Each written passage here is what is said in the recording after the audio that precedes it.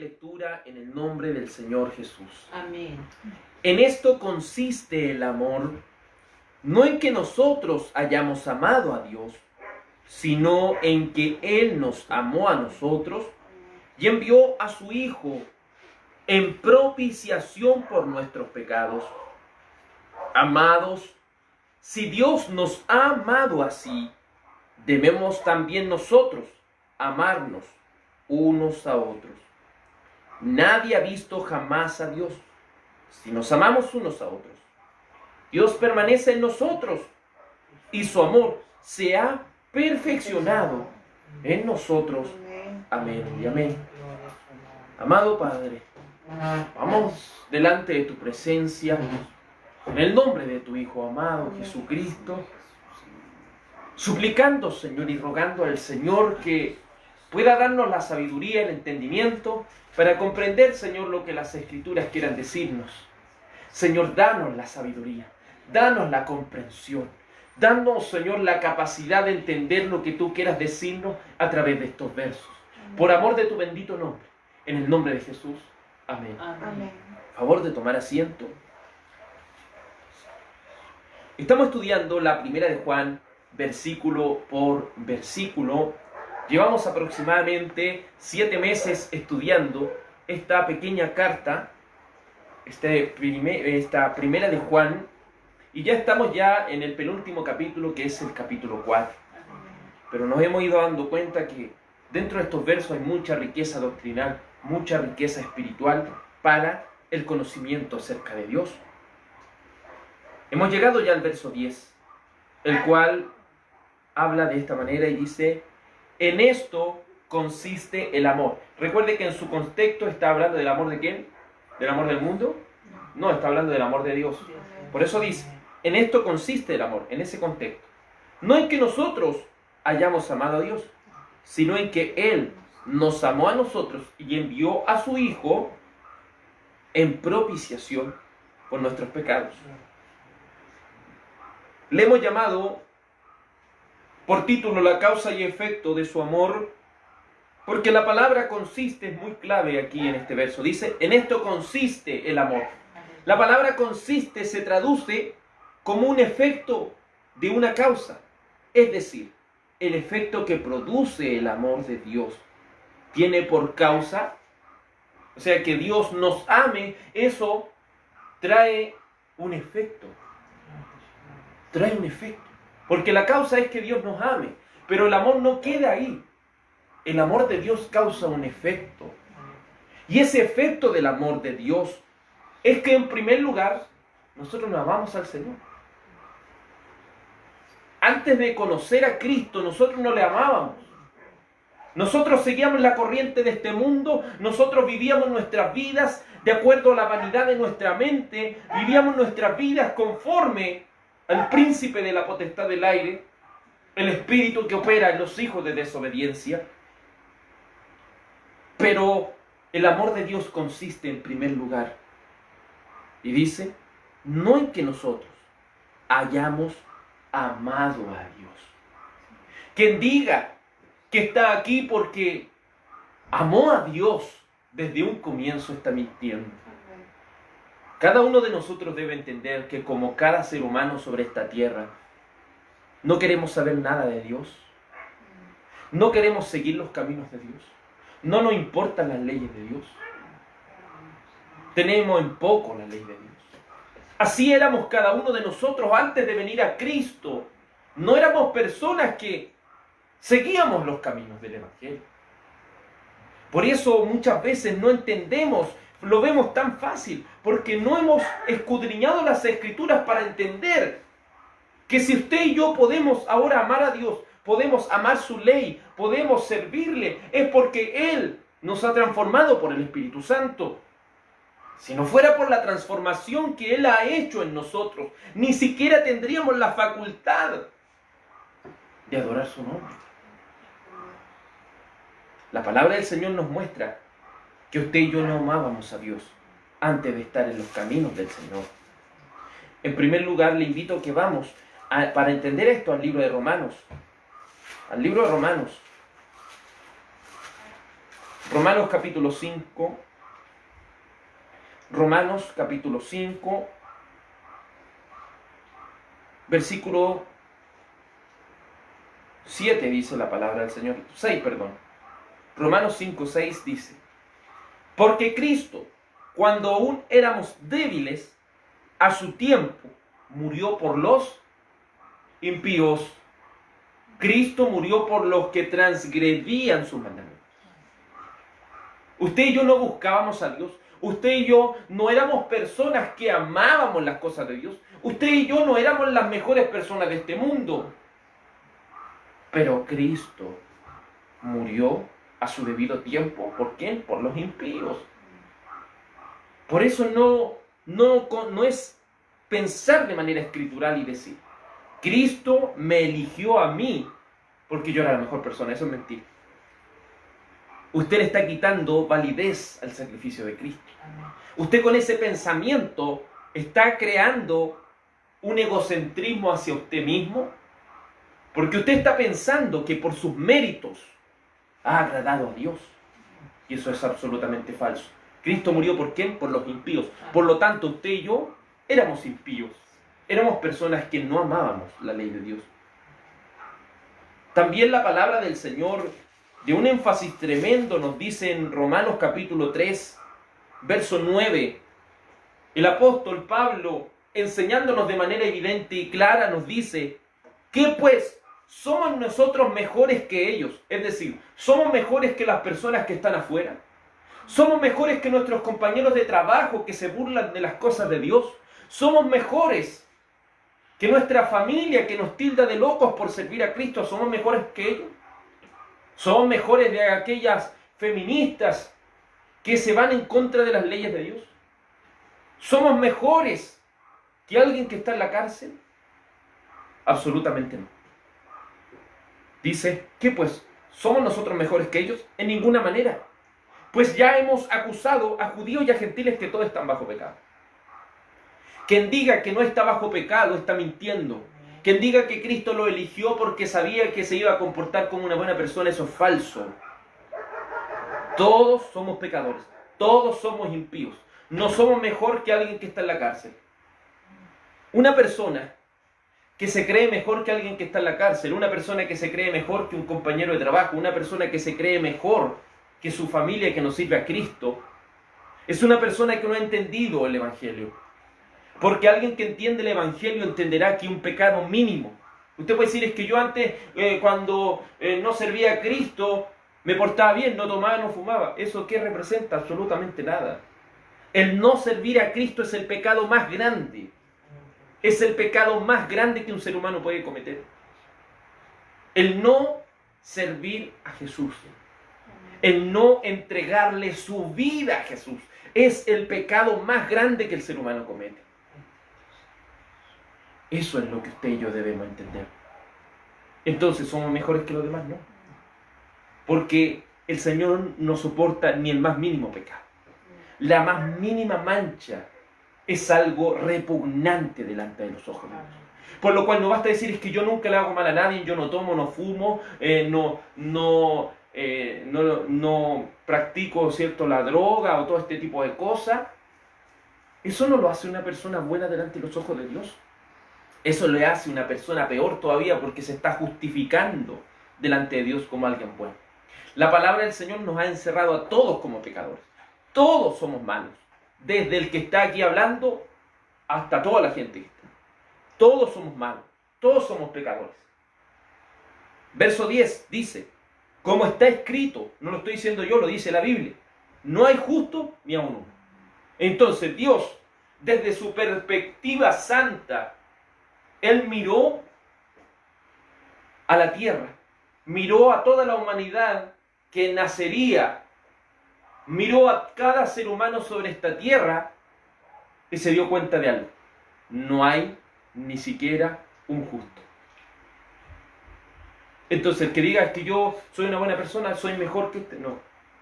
Todos somos pecadores, porque el Señor en su santidad, en su vara, no es como la de nosotros. Ya, yo no soy un delincuente, no, pero soy un pecador por despreciar la Biblia. Soy un pecador por decir: la Biblia fue escrita por hombres. Eso me hace un merecedor del infierno porque estoy despreciando la palabra de Dios. El decir yo voy a servir a Dios a mi manera es despreciar a Dios. Porque a Dios no se le sirve de la manera que el hombre quiere servirle. A Dios se le sirve de acuerdo a lo que las Escrituras nos muestran. Como está escrito, no hay justo ni aún uno. Pero usted puede decir, ya no hay ningún justo, pero hay personas que entienden un poco más acerca de Dios. No, no hay justo ni aún uno. La segunda característica de la humanidad, no hay quien entienda. Tampoco se trata de que ya Dios me eligió porque yo entiendo las cosas más perfectamente acerca del Evangelio que otra persona, no. En nuestro estado natural, nuestro corazón es de continuo solamente el mal. Por lo cual, no tenemos la capacidad de ser justos y no tenemos la capacidad de entender las cosas de Dios. Por eso usted puede explicarle y recontraexplicarle a alguien las cosas de Dios y no lo va a entender. A no ser que el Espíritu Santo de Dios le revele a esa persona lo que el Evangelio significa. Usted puede esforzarse todo lo que quiera, pero usted no tiene, ni yo tengo el poder para convencer a alguien al verdadero Evangelio de Cristo. El único que tiene esa facultad es el Espíritu Santo de Dios, y el Señor se lo dijo a Nicodemo. ¿Sabes cómo actúa el Espíritu Santo? ¿Sabe cómo actúa el nuevo nacimiento? Le dijo el Señor a Nicodemo, como el viento. Tú sabes que está ahí, pero no sabes ni de dónde viene, ni a dónde va. Así es todo aquel que es nacido del Espíritu. Usted no lo puede manejar, usted no lo puede controlar, porque es algo de acuerdo a la voluntad de Dios. ¿Debemos predicar? Sí, ese es nuestro trabajo, predicar. Pero ¿quién transforma los corazones?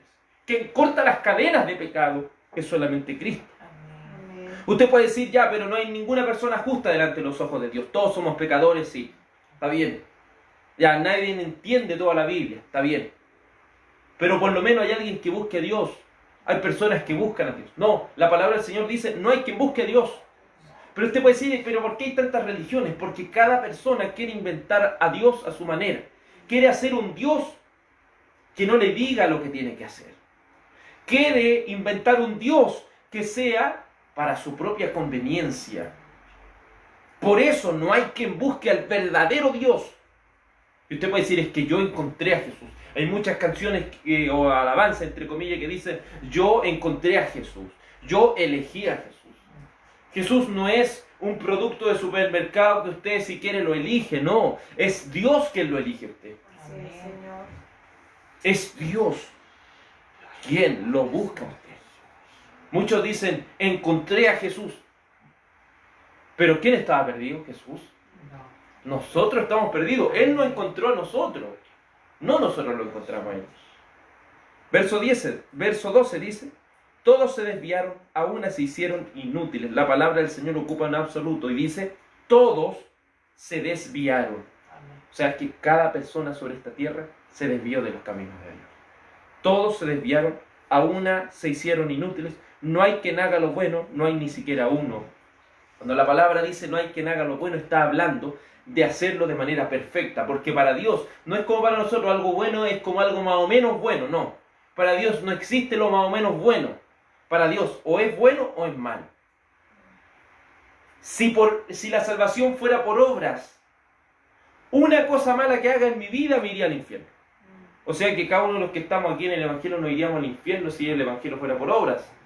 Porque no vale su esfuerzo, no vale su intento. Si usted y yo somos salvos, es porque Cristo no pecó nunca. Y mi fe está puesta en Él. Porque Él cargó cada uno de mis pecados. Tanto los pecados del pasado, como los del presente, como los del futuro. Él pagó mi deuda en la cruz. Y Él pagó la deuda de todos aquellos que por la fe en Jesucristo ponen su confianza y su esperanza. En esto consiste el amor. Esta es la causa y efecto del amor. En que Dios, en primer lugar, amó a gente que no la amaba a Él. Entonces, tomándolo como principio, usted no puede decir, no voy a amar a esta persona porque esta persona no me ama a mí. Eso no es amor. Amor es amar sin esperar nada a cambio. Es hacer algo por alguien sin esperar nada a cambio. Por eso el amor de Dios es un amor de servicio, un amor sacrificial. Se sacrifica por el otro. Ese es el verdadero amor. El verdadero amor no es tocar una mano ni dar un beso. El verdadero amor no es ni siquiera unirse en la relación sexual. El verdadero amor significa sacrificarse por la otra persona, ponerse en servicio por el otro. Así Cristo lo hizo, aunque nosotros no le buscábamos, aunque nosotros no le amábamos. La causa fue que Él nos amó. Él nos amó. Él nos amó. La palabra del Señor también nos dice en Efesios capítulo 2, versículo 3. Efesios capítulo 2, versículo 3. Y si leemos desde el verso 1, dice así, Efesios capítulo 2, versículo 1. Y Él os dio vida a vosotros cuando estabais muertos en vuestros delitos y pecados, en los cuales anduvisteis en otro tiempo siguiendo la corriente de este mundo, conforme al príncipe de la potestad del aire, el espíritu que ahora opera en los hijos de desobediencia. Detengámonos aquí por un momento. Dice, ¿cómo estaba una persona antes de venir a Cristo? Estaba muerto. ¿En qué estaba muerto? No físicamente, porque físicamente estamos vivos, pero espiritualmente hablando, o hablando en la capacidad que tiene el hombre de servir a Dios. Está muerto. No tenemos en nuestro estado natural, no tenemos la capacidad de servir a Dios, no tenemos la capacidad de seguir a Dios, no tenemos la capacidad de honrar a Dios, no tenemos esa capacidad. Pero el Señor, cuando nos vio así de podridos, el Señor nos dio vida. El Señor nos dio vida cuando estábamos muertos en nuestros delitos y pecados. El pecado, ¿sabe lo que hace? Mata a la persona, mata el alma de una persona. Por eso gente que comete los pecados, ¿por qué después se siente tan mal? Se sienten tan podridos por dentro. ¿Por qué personas necesitan alcoholizarse y olvidarse de lo que hicieron? ¿Por qué personas necesitan drogarse y olvidarse de lo que hicieron? Porque el pecado no nos deja vivir, mata su alma. Pero Cristo le puede dar vida. Dice, en los cuales anduvisteis en otro tiempo. Los efesios eran una iglesia, por lo cual estaba diciendo que cada integrante de esa iglesia, en algún momento de su vida, seguían la corriente de este mundo. Se comportaban como el mundo lo hacía. Nos comportábamos como el mundo lo hacía. Quizás muchos compañeros, y a veces con un compañero de la media que trabajo con él, a veces siempre saca ese tema: Daniel, pero tú eras tan diferente antes.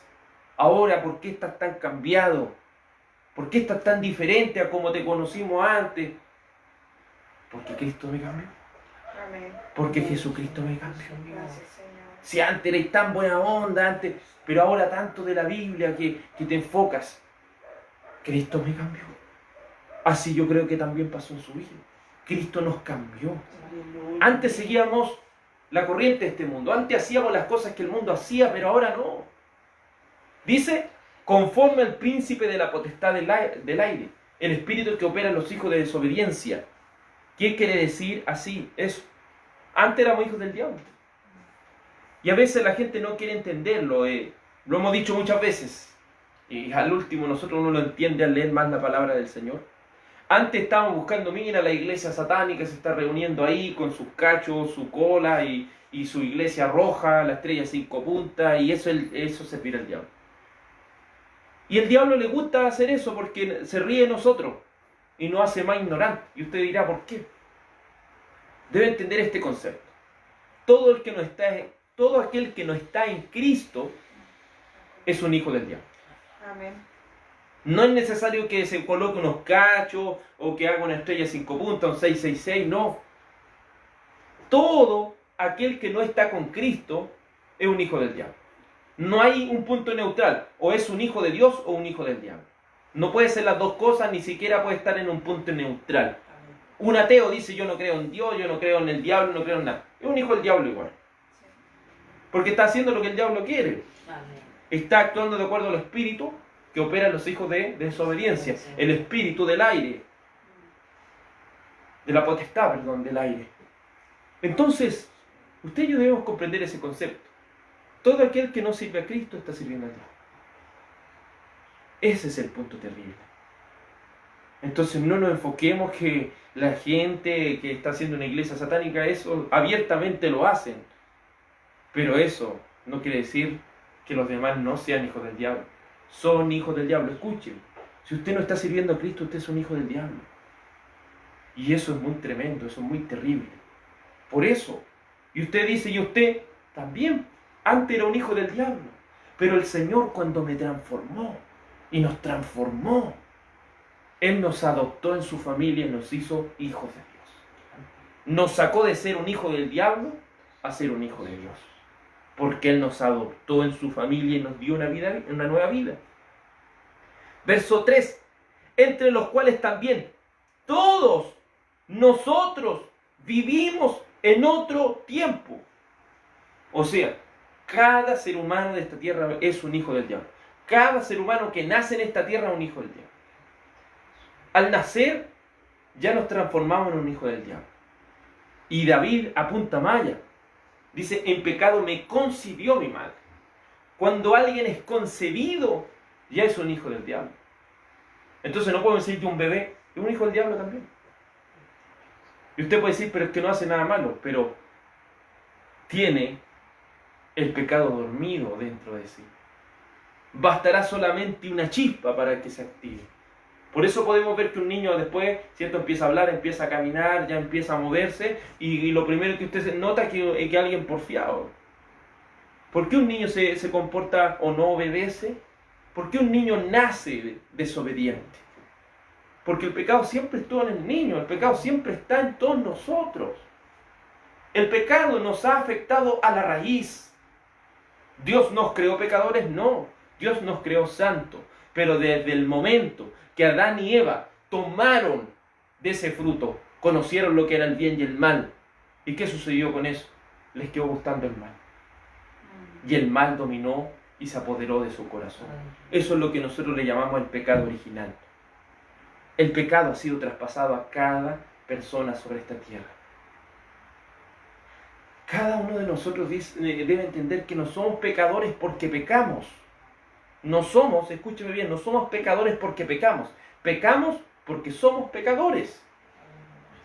Es decir, cuando yo cometo el primer pecado, no ahí me convierto en un pecador. Yo nazco siendo un pecador.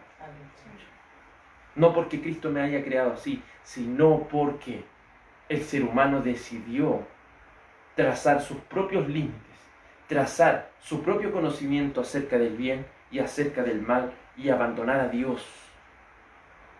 Entonces, ¿en qué consiste el amor de Dios? ¿Cuál es la causa y efecto de su amor? La causa es que Él nos ama. El efecto es que Él nos ama sin que nosotros le hayamos amado a Él. En segundo lugar, dice, Él nos amó a nosotros. El primer efecto es que Él nos amó sin que nosotros le amáramos a Él. Y propiamente tal, Él nos amó a nosotros. Nosotros no le amábamos a Él. Él nos amó a nosotros. Por eso la palabra del Señor en Efesios capítulo 1, versículo 5 dice así, y vamos a leer desde el verso 3 para entender el contexto. Efesios capítulo 1, versículo 3. Bendito sea el Dios y Padre de nuestro Señor Jesucristo, que nos bendijo con toda bendición espiritual en lugares celestiales en Cristo, según nos escogió en Él antes de la fundación del mundo, para que fuésemos santos y sin mancha delante de Él, en amor, habiéndonos predestinado para ser adoptados, ve la palabra adopción, hijos suyos por medio de Jesucristo, según el puro afecto de su voluntad, para alabanza de la gloria de su gracia, con la cual nos hizo aceptos en Él amado. Usted se preguntará, pero ¿por qué nos amó Cristo? ¿Me amó porque yo era una buena persona? ¿Me amó porque yo era una persona inteligente? ¿Me amó porque era una persona que sobresalía de los demás? No.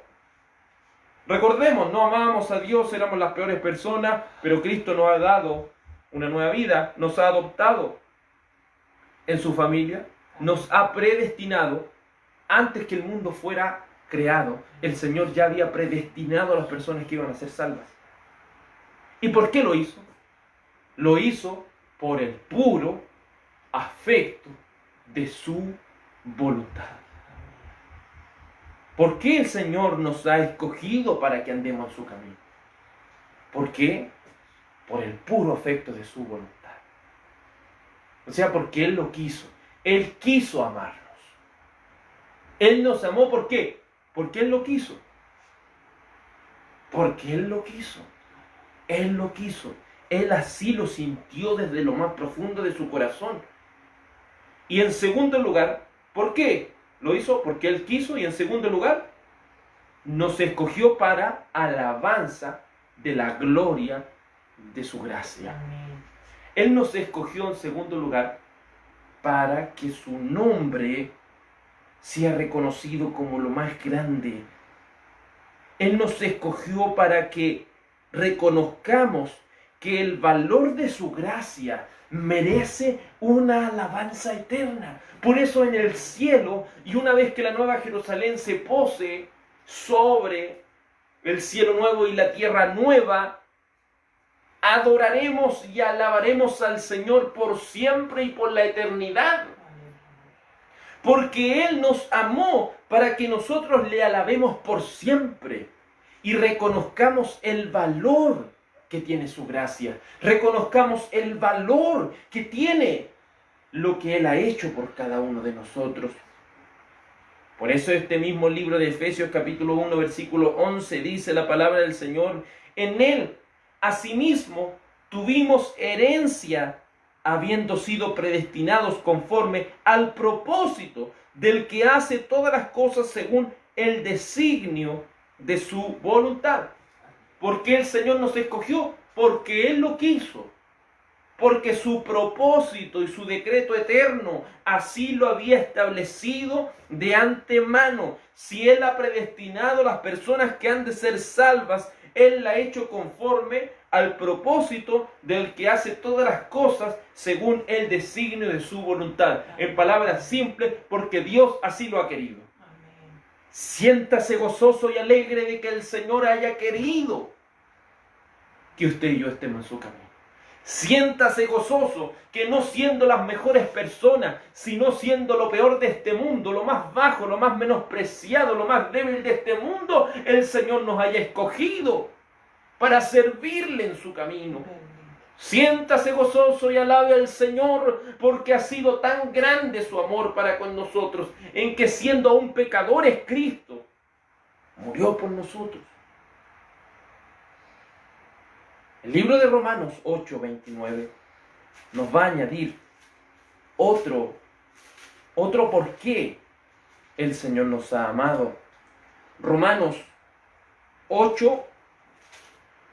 capítulo 8, versículo 28. Dice así la palabra de Dios: y sabemos que a los que aman a Dios, todas las cosas le ayudan a bien. Esto es, a los que conforme su propósito son llamados. ¿Se fijan? ¿Por qué son llamados al camino de Dios? Porque Él lo ha querido. Porque a los que antes conoció, también los predestinó para que fuesen hechos conforme a la imagen de su Hijo, para que Él sea el primogénito entre muchos hermanos. Detengámonos en esta palabra. Dice, porque a los que antes conoció. A los que antes conoció.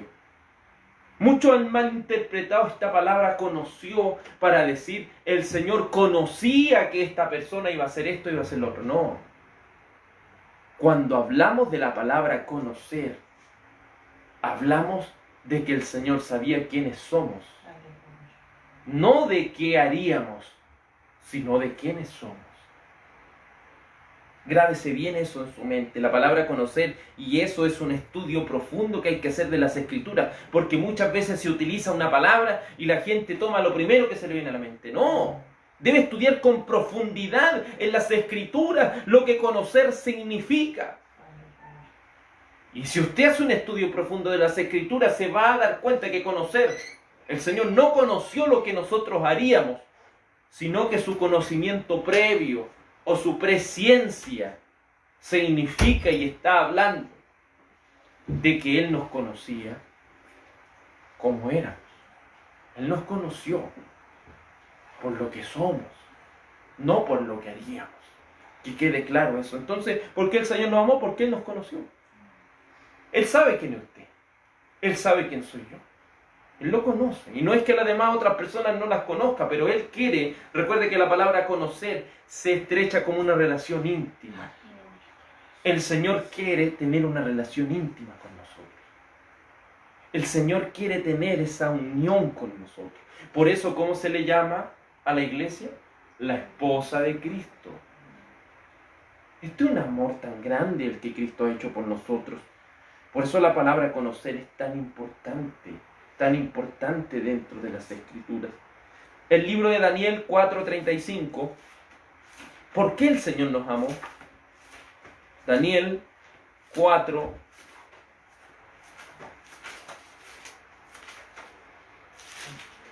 Daniel 4:35 dice la palabra del Señor así: todos los habitantes de la tierra son considerados como nada, y Él hace según su voluntad en el ejército del cielo y en los habitantes de la tierra. Y no hay quien detenga su mano y diga: ¿qué haces?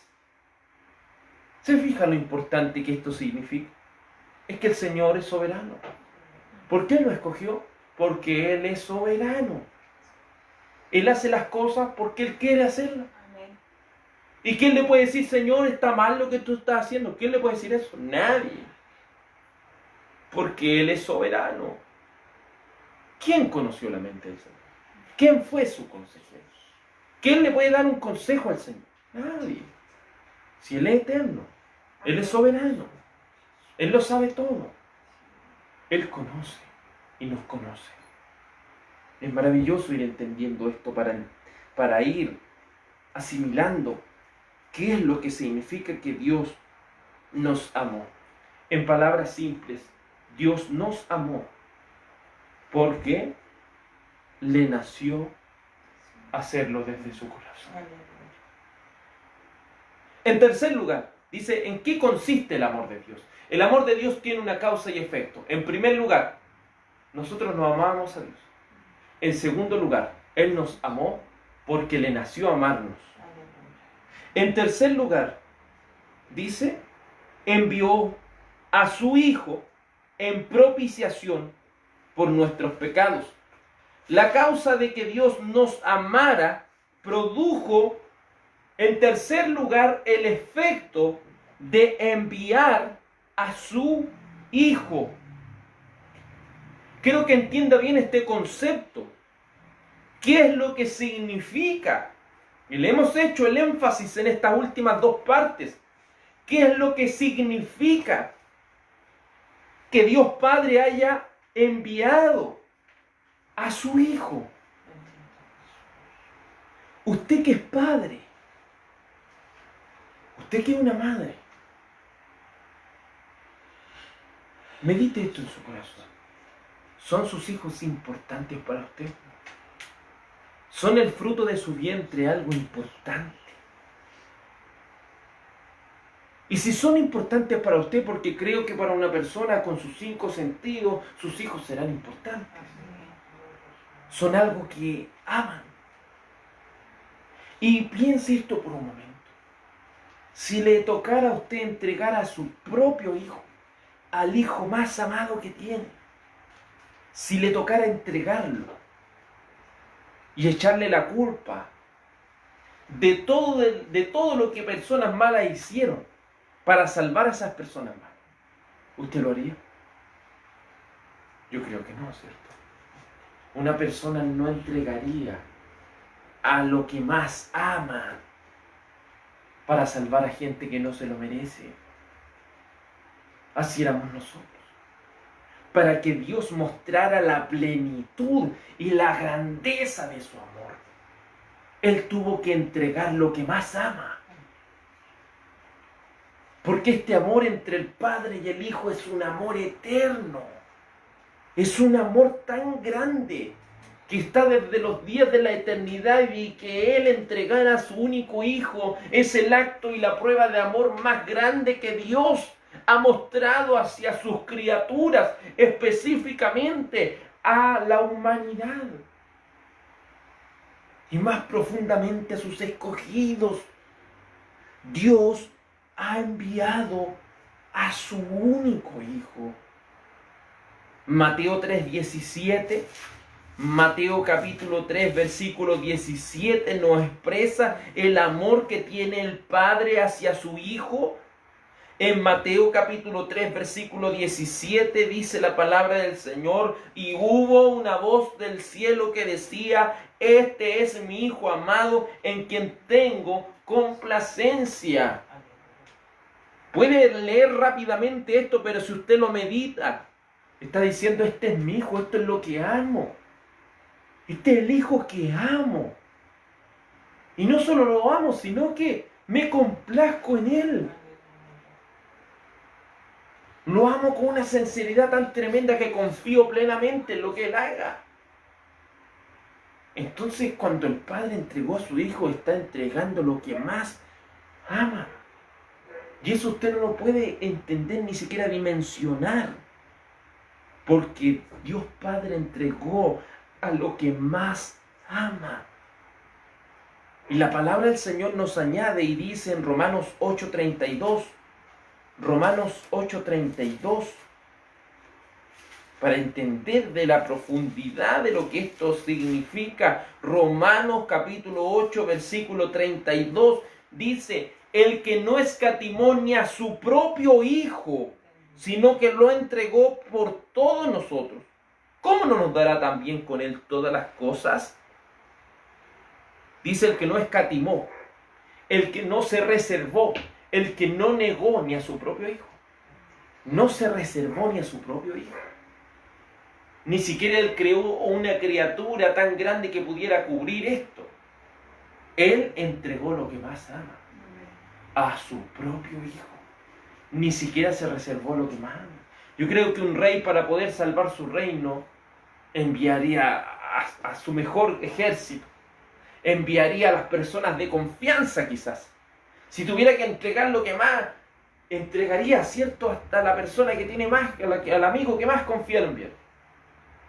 Pero se reservaría a lo que más ama, a su Hijo. Pero Dios Padre no se reservó, no escatimó, no se negó ni a su propio Hijo, sino que lo entregó por todos nosotros. Lo entregó por todos nosotros. Y esta es la pregunta que se hace el apóstol. Y si el Señor hizo eso, ¿cómo nos dará también todas las cosas en Cristo? Si no se reservó lo que más ama, ¿cómo Cristo no nos dará las demás cosas? Se lo entregó todo. Por eso el amor de Dios es un amor eterno y un amor total. Usted puede decir: pero ¿por qué el derramamiento de sangre de un solo hombre puede alcanzar a cubrir el pecado, tanto presente, pasado y futuro, no solamente de una persona, sino de todos aquellos que Él ha predestinado? Usted puede decir: pero ¿cómo puede ser eso posible? Porque el Hijo de Dios tiene más valor, es decir, más importancia. Es decir, tiene, ¿cierto?, esa importancia y ese valor tan incalculable, tan grande, que cualquier otra criatura de este universo, y aún desde el mismo tercer cielo. La importancia y el valor más grande es el de Cristo Jesús, es el del Hijo de Dios, el cual se entregó y murió por mí y por usted, para que estemos aquí sirviéndole y adorándole. Pero esto de entregar, si vamos a 2 de Corintios 5:21, no era solo entregar a su Hijo, no era solo entregar lo que más ama, sino que 2 de Corintios capítulo 5, versículo 21, dice la Escritura: al que no conoció pecado, por nosotros lo hizo pecado, para que nosotros fuésemos hechos justicia de Dios en Él. Dice, por nosotros lo hizo pecado. Hizo aborrecible a su propio Hijo. Hizo aborrecible a lo que más ama. Y Él tuvo que castigar a lo que más ama. Un padre puede entender eso. Una madre puede entender eso. Cuando le toca castigar a su hijo. No se siente contento al darle un golpe si es una persona normal. No está contento de restringirle cosas. No se siente contento cuando tiene que disciplinar a su hijo. Imagínese si tiene que entregar a lo que más ama. Y lo que más ama no ha hecho nada. Y para salvar a lo que no se merece nada, le echa toda la culpa y lo tiene que castigar hasta la muerte. Hasta abandonarlo en la cruz. El Hijo debió recibir el total abandono del Padre en la cruz del Calvario. Usted puede decir, pero muchas personas murieron crucificadas. Se dice que Pedro murió crucificado. Se dice que Juan murió crucificado. Se dice que aún, ¿cuántas personas murieron crucificadas? Muchas personas murieron por su fe crucificada. Pero ¿qué diferencia hay con la cruz de Cristo? ¿Qué diferencia hay? Si los demás también les pegaron. A los demás también los torturaron. ¿Qué diferencia hay entonces con Cristo? ¿Por qué el sacrificio de Cristo es tan importante? ¿Sabe por qué? Porque cada cristiano que fue a la cruz, Cristo iba con él. Amén. Pero el Hijo de Dios recibió el total abandono de su Padre. Cuando los apóstoles los mataron, aún casi en su agonía, ellos sintieron el respaldo de Dios. Pero el Hijo de Dios recibió el total abandono en la cruz del Calvario. El Hijo de Dios recibió el total abandono al decir, Dios mío, ¿por qué me has desamparado? ¿Y qué hace? El cielo se cubrió de tinieblas. Como dicen algunos estudiosos, el Padre escondió, cerró los cielos para no contemplar ni ayudar a su Hijo. En ese momento tan tremendo y tan terrible como lo fue el sacrificio de Cristo. Dice, envió a su Hijo. ¿Pero por qué lo envió? ¿Por qué lo sacrificó? ¿Por qué ni siquiera se lo reservó? ¿Por qué entregó lo que más ama? Esta primera de Juan capítulo 4 nos enseña y nos dice, por la propiciación de nuestros pecados. Permíteme decirte, oh cristiano, si no sabes lo que propiciación significa, ni siquiera sabes lo que el Evangelio significa. Recuerde que en la antigüedad el arca del pacto llevaba un propiciatorio. ¿Qué es lo que era el propiciatorio? Una tapa. Recuerde que el arca del pacto era una cajita donde estaba el maná, donde estaban las tablas de la ley, donde estaba la vara que reverdeció de Aarón. Y tenía encima un propiciatorio que era una tapa con 2 querubines. Y usted puede decir, ¿qué significa? Propiciación entonces. ¿Qué es lo que hace una tapa? Cubre. Y propiciación significa cubrir. Entonces decir que Cristo es una tapa. Cristo es quien cubre. ¿Y qué es lo que cubre Cristo? Nuestros pecados. Es como que tengamos que recibir la muerte y Cristo, ¿qué hace? Se pone ahí para que lo maten a Él. Porque Él nos cubre para que nosotros no tengamos que sufrir el castigo por nuestros pecados. Propiciación significa cubrir la muerte de alguien. Por eso, el pueblo de Israel no se le dio la ley para decir, ustedes van a vivir por esta ley y nunca van a pecar, y los que solamente no incumplan y no transgredan ninguna de esta ley va a ser salvo. Nunca se dijo eso. Se les dio la ley para que ellos conocieran que estaban fallándole a Dios. Y una vez que ellos reconocieron que le estaban fallando a Dios, se debió habilitar, ¿qué cosa? un sacrificio. Un animal, un cordero, el cual debía recibir el castigo que merecía el pueblo. Pero ese cordero no era suficiente. Ese cordero era solamente un tipo del Hijo de Dios. Era una representación de fe en que el Hijo de Dios, el Mesías, el Cristo, vendría a padecer por nosotros y derramaría su preciosa sangre en propiciación para cubrir nuestros pecados y salvarnos por medio de su sangre preciosa. Por eso no se le olvide la palabra propiciación, porque Él ha cubierto nuestros pecados. Por eso le digo, si usted no entiende lo que propiciación significa, no sabe lo que es el Evangelio. Por eso la palabra del Señor en Romanos capítulo 3, versículo 25, con respecto a la propiciación, nos dice así la palabra de Dios. Romanos capítulo 3, versículo 25 dice: a quien Dios puso como propiciación por medio de la fe en su sangre para manifestar su justicia a causa de haber pasado por alto en su paciencia los pecados pasados. Si la gente no entiende, hermano, y hay muchos cristianos que no entienden, que el Señor aborrece de todo su ser el pecado. Ni siquiera el más mínimo pecado Él lo soporta. Él lo aborrece de todo su corazón. Y dice el Señor, con paciencia ha pasado por alto los pecados. Él lo ha hecho con paciencia porque Él lo único que quiere es darle castigo a ese pecado. Lo único que quiere es despedazar aquello que está transgrediendo sus normas. Por eso, Cristo es quien nos ha cubierto. Y Dios ha sido paciente para con nosotros. Dios ha manifestado su justicia derramando la sangre de Cristo.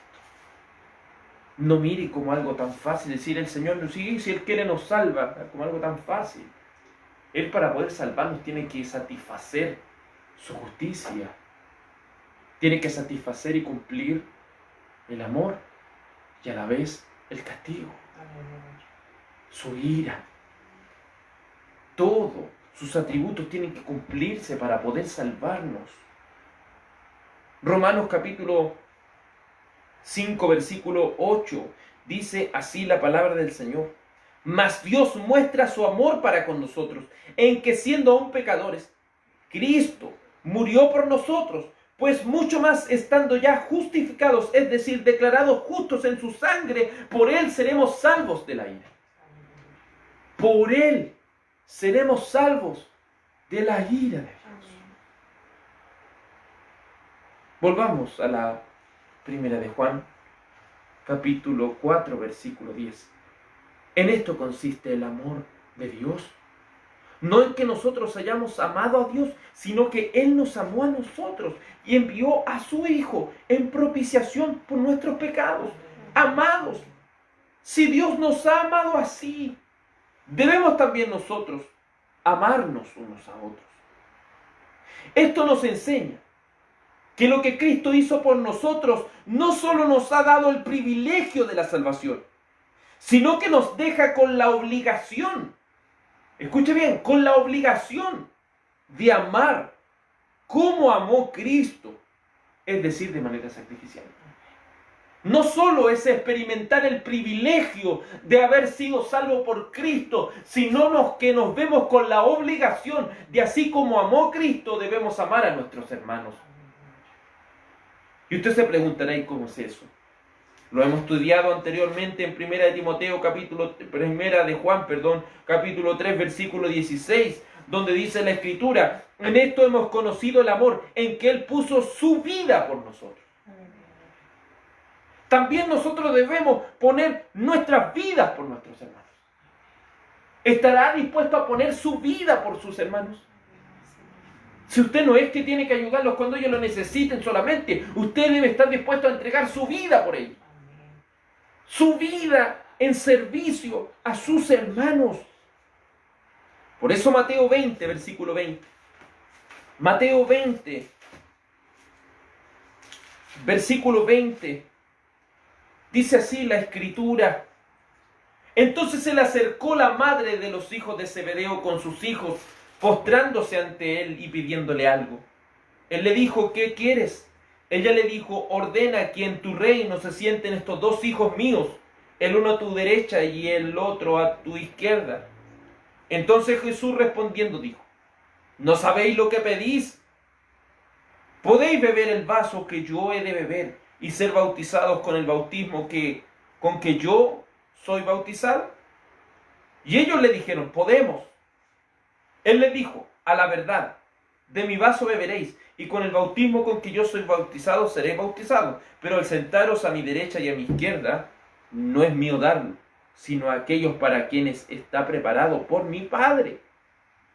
Cuando los 10 oyeron esto, se enojaron contra los dos hermanos. Entonces Jesús, llamándoles, dijo, ¿sabéis que los gobernantes de las naciones se enseñorean de ellas, y los que son grandes ejercen sobre ellas potestad? Mas entre vosotros no será así, sino que el que quiera hacerse grande entre vosotros será vuestro servidor. Y el que quiera ser el primero entre vosotros será vuestro siervo. Como el Hijo del Hombre. Y recuerda, esta palabra siervo es la palabra doulos en griego, y es esclavo. ¿Quiere hacerse grande dentro de las cosas de Dios? Sea el esclavo de sus hermanos. Sea el esclavo. ¿Quiere hacerse grande delante de los ojos de Dios? Hágase un servidor de los demás. Y le dijo así, como el Hijo del Hombre no vino para ser servido, sino para servir y para dar su vida en rescate por muchos. Está dispuesto a entregar su tiempo, está dispuesto a entregar sus bienes, está dispuesto a entregar todo lo que tiene en servicio de sus hermanos. Es fácil decir amén, pero qué difícil es cumplir. Estemos dispuestos a amar a nuestros hermanos así como Cristo nos amó, sacrificándonos por nuestros hermanos. Verso 12, y volvamos a Primera de Juan, capítulo 4, ahora en el verso 2. Nadie ha visto jamás a Dios. Si nos amamos unos a otros, Dios permanece en nosotros y su amor se ha perfeccionado en nosotros. En palabras simples, nadie ha visto a Dios físicamente amando a los demás. Aunque los apóstoles y los más de 500 hermanos y mucha gente pudo ver cómo Cristo amaba a la gente. Pero nosotros no. Tenemos a Cristo aquí físicamente, ¿no? Entonces, ¿qué ha dejado Cristo? Dios, en su primero, Dios Padre, ayudaba a quién? Al pueblo de Israel. El Hijo de Dios, Jesucristo, nuestro Dios y Señor, ayudó a sus discípulos y a los que están ahí. ¿Y a quién dejó? A su iglesia. Donde debemos ver a Cristo es en nuestros hermanos. Debemos ser como Cristo, porque la encargada de mostrar el amor de Dios es la iglesia del Señor. Porque en esto conocerán que sois verdaderamente mis discípulos, en que os amáis los unos a los otros. Porque el que no ama a su hermano, no ama al Señor. No hemos visto amando a Dios físicamente, pero tenemos que ver a los hermanos amando los unos a los otros, así como Cristo nos ha amado. Nadie ha visto jamás a Dios. Pero si nos amamos unos a otros, Dios permanece en nosotros. Cuando verdaderamente ayudamos y somos serviciales a nuestros hermanos, es lo que ellos pueden ver de Cristo. Haga que sus hermanos y hermanas en la fe puedan ver a Cristo en usted. Puedan reflejar a Cristo en su manera de vivir. Podamos reflejar a Cristo en nuestra manera de ver la vida. Podamos reflejar a Cristo en cómo amamos a nuestros hermanos y a nuestro prójimo. Si nos amamos unos a otros, Dios permanece en nosotros. ¿Cómo sé que Dios está en mí? ¿Cómo sé que Dios está en usted? En que amamos de manera sacrificial a nuestros hermanos. ¿Cómo sabemos que estamos siendo un instrumento de Dios? Un instrumento del amor de Dios. En que nos prestamos de manera sacrificial y servicial a nuestros hermanos. Y dice que si Dios permanece en nosotros, su amor se ha perfeccionado en nosotros. Si amamos como Cristo lo hizo, es porque Dios está obrando a través de nosotros. La presencia física de Dios no está con nosotros, pero Dios ha dejado a su iglesia como instrumento de su amor. Debemos ver a Cristo en nuestros hermanos. Debemos mostrar a Cristo en nuestra manera de vivir. Y cuando vemos a Cristo, vemos la grandeza y la perfección. Y vemos la pobreza y deficiencia que tenemos. Rindámonos a Cristo de manera sacrificial. En el nombre de Jesús, amén. Vamos a orar a la presencia del Señor. Amado Señor y Dios Todopoderoso, nos has dado el privilegio de ser amados por ti. Nos has dado el privilegio de haber derramado tu preciosa y bendita sangre por nosotros. Padre amado, has entregado a tu único Hijo, tú, mi Señor Jesucristo, oh Verbo de Dios. Siendo rico, voluntariamente te hiciste pobre. Fuiste voluntariamente a la cruz por salvarnos. Oh Espíritu Santo de Dios, refleja en tu iglesia el amor sacrificial entre hermanos. Señor, es muy doloroso ver cómo el amor no se está llevando a cabo. No porque no tengamos la capacidad de amar, sino porque refrenamos esa capacidad de amar. Porque queremos luchar en contra de eso. El orgullo y la soberbia quiere predominar. Y eso solo mostrará la carnalidad que hay en nuestro corazón. Oh Señor, por amor de tu precioso y bendito nombre, te suplico y te ruego, Dios mío, que nos enseñes a amar a nuestros hermanos. Amar, Señor, verdaderamente de corazón. Te lo suplico, Señor amado, así que nos enseñes a ir perfeccionándonos en el amor de Cristo. Y si queremos estar seguros de nuestra salvación, y si queremos estar seguros de que Cristo está en nosotros, mostrémonos servicialmente. Ayúdenos, Señor, a mostrarnos servicialmente hacia nuestros hermanos. Te lo suplico y te lo ruego en el bendito y santo nombre de Jesús. Amén y amén. Que la gracia y la paz de Cristo y su bendición sea sobre su iglesia. En tu nombre, oh bendito Jesús. Amén y amén. Gloria al nombre del Señor Jesucristo. Toda la gloria y la honra sean al Señor. Que el Señor, nuestro Dios, le bendiga y su amor sea siempre con cada uno de nosotros. Amén.